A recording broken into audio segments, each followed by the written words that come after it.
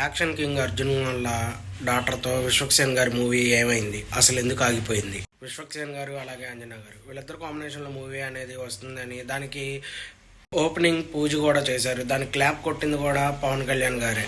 అయితే ఆ movie shooting కూడా కొన్ని రోజులు చేశారు. ఆ షూటింగ్ ఆగిపోయింది కూడా. ఆగిపోయినప్పుడు విశ్వక్సేన్ వల్లే మూవీ ఆగిపోయింది అని చెప్పి అర్జున్ సర్జా గారు ఆల్రెడీ మాట్లాడారు అప్పుడు.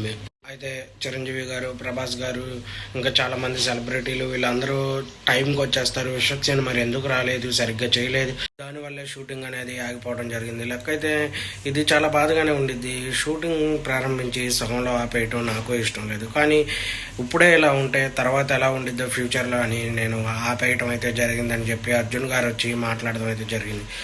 ఈ మూవీ ఓపెనింగ్ కూడా చాలా గ్రాండ్గా చేశారు. చాలా మంది సెలబ్రిటీని పిలిచారు. అలాగే పవన్ కళ్యాణ్ గారు వచ్చి క్లాప్ కూడా కొట్టారు.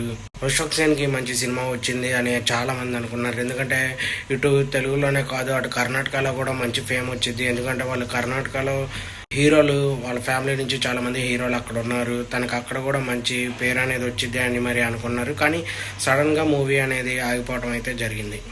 దీని గురించి ఇంకా చాలా మందికి వివరాలు అయితే తెలియదు. ఇలా ఆగిపోయిన మూవీ దగ్గర దగ్గర 2 సంవత్సరాల పైన అయిపోయింది. తర్వాత తను వేరే మూవీ చేసింది. మరి ఈ కథనే ఆ మూవీగా చేశారా లేదా ఇది వేరే కథ అది వేరే కథ తెలియదు ఎవరికి.